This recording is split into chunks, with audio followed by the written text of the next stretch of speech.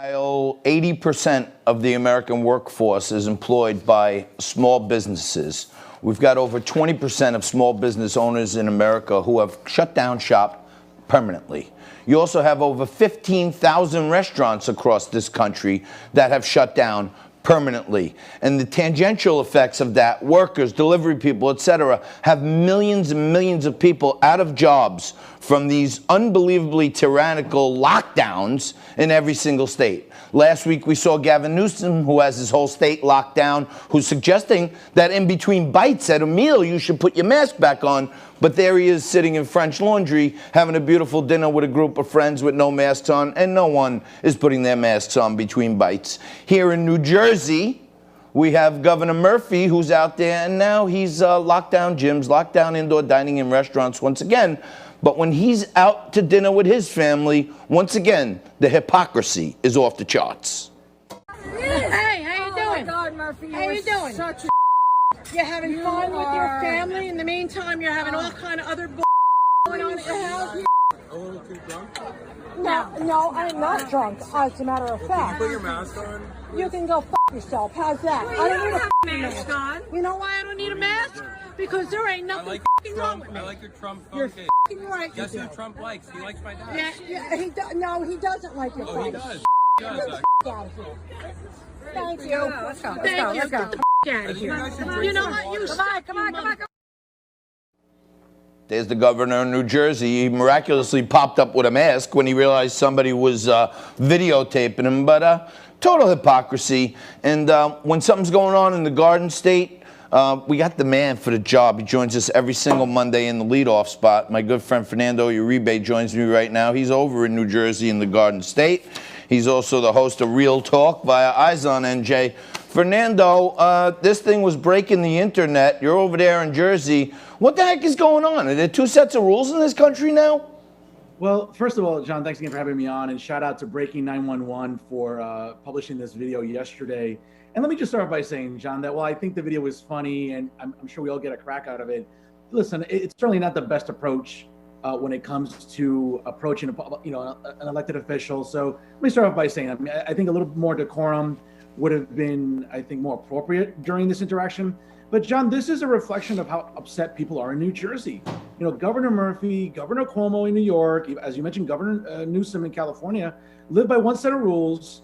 And again, it's sort of like, what's good enough for me isn't good enough for thee. And that's sort of the mantra that many on the left in this country govern by. And we're seeing it here in New Jersey.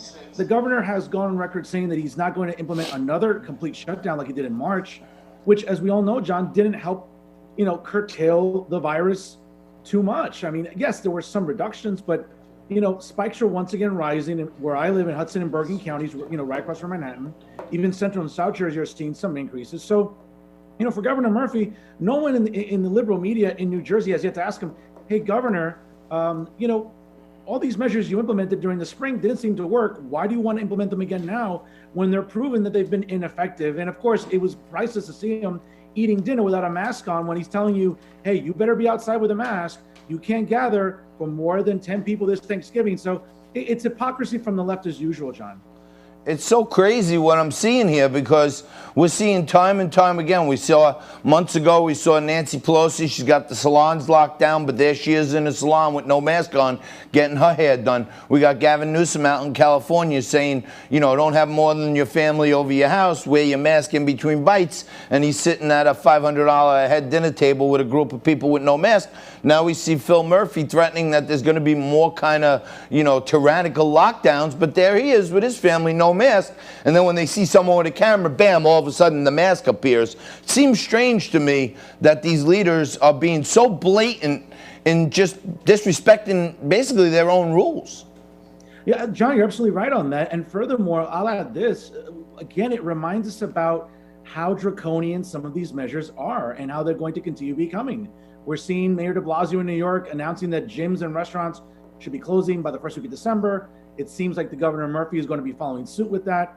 And he's trying to tell us how to celebrate Thanksgiving. John, no offense, in all of 2020, with everything going on, now elected officials are going to tell us how to celebrate our holiday season. And yes, many on the left want to sort of preach about science and, well, we have to, trust the science. Well, you know what, John? They're not trusting the science because science is telling us one thing and elected officials are telling us another thing. And I think people are fed up in New Jersey as well as other parts of the country. So here in New York, of course, you know, we're under, the schools are closed again. We're on full lockdown. It's all full remote, 100% remote. And I would assume that, you know, New York and New Jersey have been in lockstep. One and the other have been doing pretty much the same thing with these two crazy progressive governors we got here. Is the education system under attack there also? Absolutely. Every school district that I'm aware of, John, is remote learning right now. Currently, my campus, I just received notification that I'll be remote once again come January during the spring 2021 semester. And once again, has to be so demoralizing for not just students, John, but for parents at any age demographic, whether it's their kids are in college, whether their kids are in high school, middle school, elementary school. I mean, their socialization is being hindered. And more importantly, their ability to learn vital subjects and curriculum, I think, is also being hindered. And in the long run, John, it's really hurting students. And I can't imagine for a lot of my fellow teachers in New Jersey that teach first grade and second grade. I mean, these are formative years in a kid's development.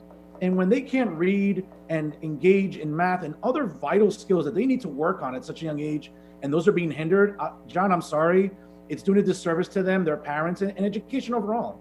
So the head of the CDC, Dr. Redfield, came out a few days ago, and he made a pretty pointed speech where he said that the science that they've gotten together over the last few months shows that there is no reason whatsoever to keep schools locked down. The lowest rates of infection and fatality are in kids K through 12, that 96% of the people that have had mortality from this are over 70 years old. And Redfield, who's the CDC, who doesn't always agree with the president, says we cannot lock down schools, and all of those tangential effects are worse for the kids than keeping them locked in the house because they're seeing really the spread from combined areas like a home. So the kids are spreading in the home instead of letting them go to school.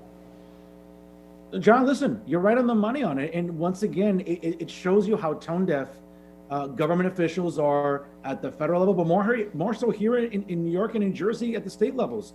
It's mind-boggling to me how these people supposedly have experts and professionals working with them side by side during these daily COVID briefings and everything else. And it seems like they're not following science and medicine. And quite frankly, John, it's destroying the economy. We're seeing, listen, it broke my heart yesterday seeing Dangerfields, one of my favorite comedy clubs on the Upper East Side, close permanently. I mean, that is a reflection of what liberal governing has done to New York State, New York City, and also here in New Jersey, where like lifelong restaurants are now facing permanent closure. If you want to find a way to kill the economy, this is the blueprint. And liberals seem to be fine with it, John. Yeah, you know, Fernando, I went out to dinner last week with my family. There were 5 of us, okay?